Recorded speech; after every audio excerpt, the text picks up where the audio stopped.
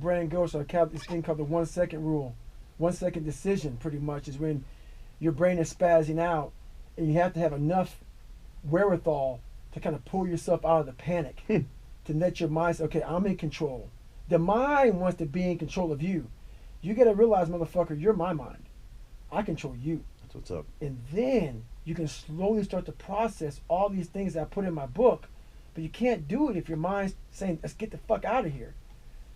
Just take a step back, relax, calm down, and think.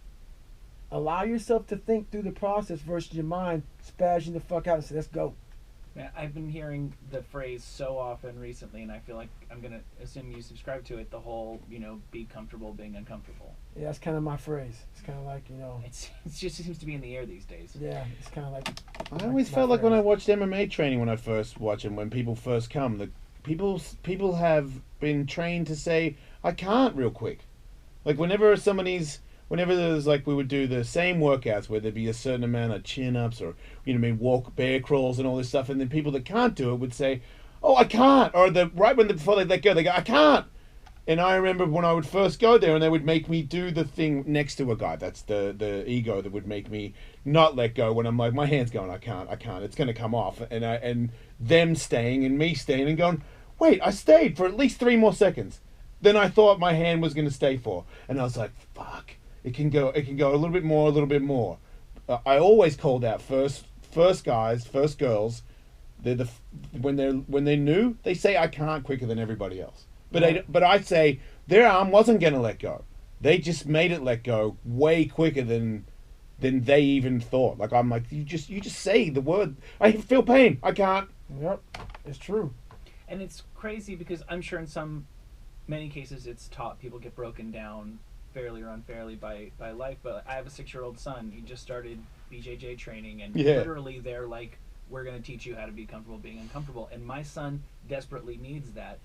I never told him he can't do stuff. All me and my wife have ever told him is, yes, you can, yes, you can. He's like, I don't know. So there is just this weird, innate human thing. Yeah, we all have it. Yeah. I have it every day. Every day I have it, but then I have to step back and realize, hey, man, I know better than this. And then your brain starts to slowly callous. So I did 4,030 pull-ups in 17 hours to break the Guinness Book of World Records for most pull-ups. You callous your hands by I did 67,000 pull-ups in 9 months training for this. I came up with this thing called callous in your mind. You have to callous over that fucking victim's mentality. So calluses protect your hands. How you protect your mind from yourself is you got to callous over that shit. Callous over that innate feeling to give up real quick versus saying, let me figure this shit out because I know there's a lot more in me. I'm just feeling like a little pussy right now. I gotta get through these things. And then, beyond the Navy SEAL stuff, you've had a very impressive run of endurance. That's one endurance accomplishment, but ultra marathons. I mean, even I feel like you're doing things at some point that are even beyond ultra marathons. Right. So I ran 205 miles in 39 hours, nonstop. Is that like a technique, or is that once again going back to the mental toughness? It's got to be a technique, right? You know what? The first time, we didn't get into the story, but my first 100 miler, I was about 240 pounds. And I didn't do it on any training whatsoever. So you got natural ability? Nope. I have a natural ability. It's not a natural ability. How sore were you after that then? Oh, the story is horrible. Okay, the good. The story is horrible. You know what I mean? Not taking them the wrong way. I pissed on myself, pissed blood down my leg, shit up my back. Okay, good. Yeah, makes sense. Because what the fuck? That's freakish. Exactly. That's freakish for a body to do that. It's very freakish. But it also taught me that 19 hours of running, it taught me how much I was leaving on the table when times got hard. So that's where the 40% rule started really coming to be. That race and the race after that, running on broken bones, I was like, my God, man, I'm leaving so much on the table. So it all started there. But yeah, I ran 205 miles in 39 hours nonstop. I ran 7,000 miles total in 2007 to raise money for Special Operations Warrior. I did a lot of crazy things. I guess, when you hear stories of survival, that's when, I don't know how many people could just will themselves to cut off their own arm. Right. But at least we know at least one person was in a situation where it was life or death, and they were able to do that. Right. That's probably 100% of what you're humanly capable of. That's 100. Yeah. But I believe a lot of us would do that shit. Even the weakest person in the world. Mm-hmm. It's hard to do it when you don't have to do it. Yeah. That's exactly the thing. So I ran 100 miles and broke my body down. I didn't have to do that. Mm-hmm. So that's when it's hard.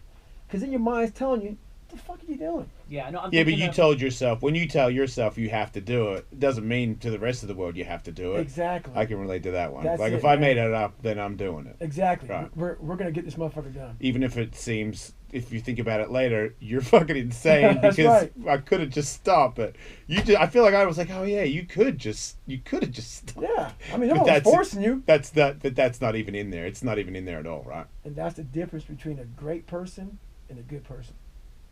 That's the difference. It's not even in there. A good person says, "I know, man, I ran 70 miles of 100. That's pretty fucking good."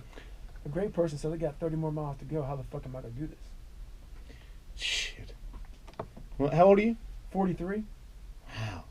So are you like a runner that does the plant-based thing, or what do you? Fuck no, man. I'm a garanimal dude. A what? I'm a garanimal. Okay, I think I understand what I'm you're a saying. primal, savage dude Yeah. that I don't get off and all that shit, man. What about recovery stuff? Do you use any of it? Yeah, I'm big on protein. I'm big on amino acids. Okay. I'm really big into recovery. Like, what other stuff do you use? Because I'm always interested in somebody that can do that much distance, and that, like, what is when you're sore? Because I feel like if I train a lot, if I have a fight and I train a lot, I'm pretty sore. But I ain't 100 miles sore. Like, Well, that's a different. It's got to be like a. Feel like you got hit by a car. Well, I'm big on active recovery. Ah, So okay. I never take days off. Okay. But I do stuff at like a very low heart rate because I believe in blood flow.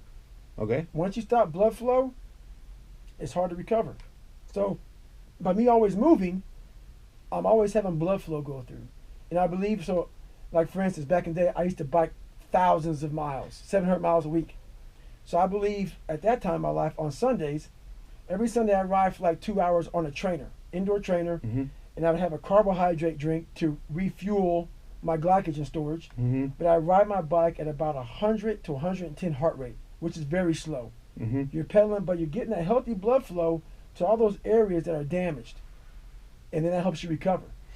So it's non-stop all day for your body to be that kind of machine. You don't like. Do you ever go to the movies and like eat a burger or like fall Yeah. asleep with like a sandwich on your chest or anything? I don't do the sandwich Why? on the chest type of thing. But I will go to a movie, I will grab a burger, I will grab a pizza. Okay. I burn through a lot of calories throughout the day. Right. So you would So, have to with yeah. that kind of workout. That's crazy. So I have a very monk-like lifestyle as far as like my discipline. Right. I'm very disciplined because back when I was younger, I wasn't disciplined. Yep. So the discipline is what got me to where I'm at today. That is a key. Yeah, I might be missing some of that. Every other part, I'm right with you. It's all good, man. Do you have goals that you still haven't? At a certain point, it must be almost kind of intimidating. What is left for you to do? What challenges are there for you?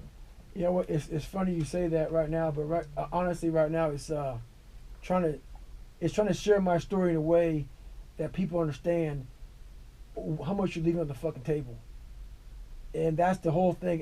It's hard for me to look at people nowadays, or at least back in the day. I was angry because I realized I came from shit, and I accomplished so much with no like special parents, no special this, no special that. And I'm trying to tell people, man, you're leaving so much on the fucking table. Stop being this victim. And that's my challenge nowadays. That's my next big step in life. My next big hurdle is I became a scientist on myself. I was a lab rat, and I realized how much we can take as humans. And all I want to do is share that message. Like, look, man, I don't want you to die knowing that you're fucking 40 to 50% of your capability. It's a shame.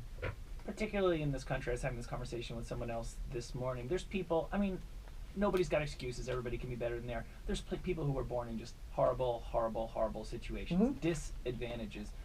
So many of the people listening to this, everybody's got problems, but so Right. many people listening to this, it's all set up for them to have this really great, amazing life. 100%. They're born in a very fortunate situation Right. to think that they might be shooting themselves in the foot. Right. When it's all set up for them, it's depressing. Yes. And that's what I saw. Like, I could easily sit back and say, woe is me, but if you look at it, I use all that shit for strength. There's so much power in your past.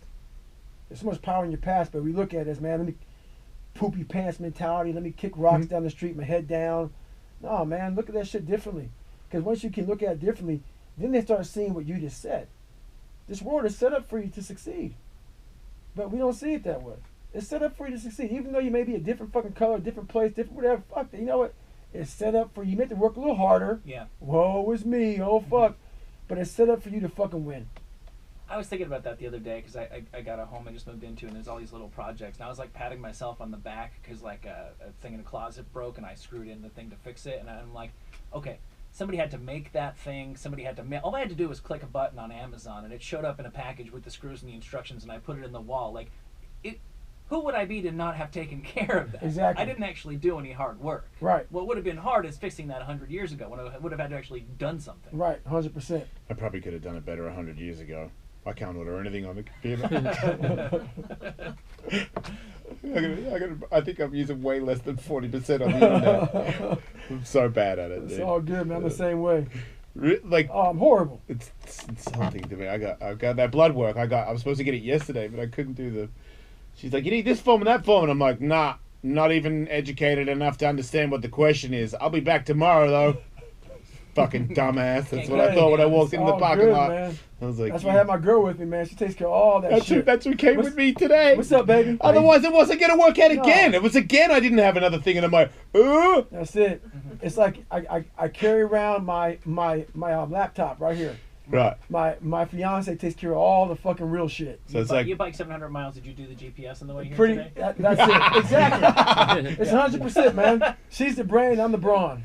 Master Blaster. That's it. That's how I am too. That's how I work. I'm not I'm gonna like, lie to you, brother. that's what I say to my wife sometimes. You know, feed the. What is that? What I used at one time, and I started laughing immediately. The machine. You got to feed the machine. And the machine keeps us going. That's it. And then I was like, wait. I shouldn't have said that. That was a very stupid thing. Let's just laugh about that and move on with our life. So you got a book. It's out, and if anybody Well, it's wants, out on December 4th, but people can pre-order it now. That's right. and if you want to get off your ass, if you want to just like, nah, man, I just fuck it. I want to stay being a loser. I'm still embracing that. Then this is not the book for you. No, it's not. Can't hurt me. Makes sense. Yep. It's a good way to look at it. And look, I feel like it's all common sense here, but common sense driven by a very driven man, maybe the most driven man I've ever met. Kind of making me feel fat just sitting here.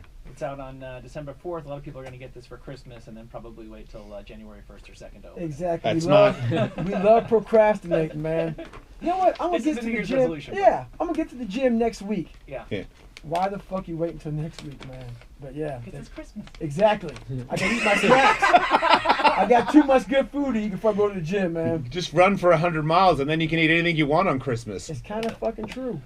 It's Kind of, but yeah, like I kinda bet true. you could eat anything, and the next day you wouldn't look any different. It's 100% truth, man. Like there's days after, the 4 days after you get to run 100 miles, it's a smorgasbord, man. It's game on. Right, because All night long, game on. Every day, every night, every hour. just eating. Eating. I'm not talking about plant-based shit. Oh, I'm yeah. talking about straight up like pizzas, fries, burgers, shakes, whatever the fuck. Cigar was disposed at that time, man. Cheese-based diet. That's it. It's great for 100-mile runs. Here, at I am David Goggins on Twitter, just David Goggins on Instagram. The book, once again, is Can't Hurt Me. Thanks for being on the show, dude. And thanks a lot, guys. Appreciate it. We'll be back. Thank you all very much. Thank you. Thanks, man. Thank you. You got Jude's book, huh? That's Yeah. very, very different from your book. He's using more than 40% of his body just for something else. That's right. I appreciate it, guys. Good to meet you. Take it easy, man. Bye-bye. Thank you.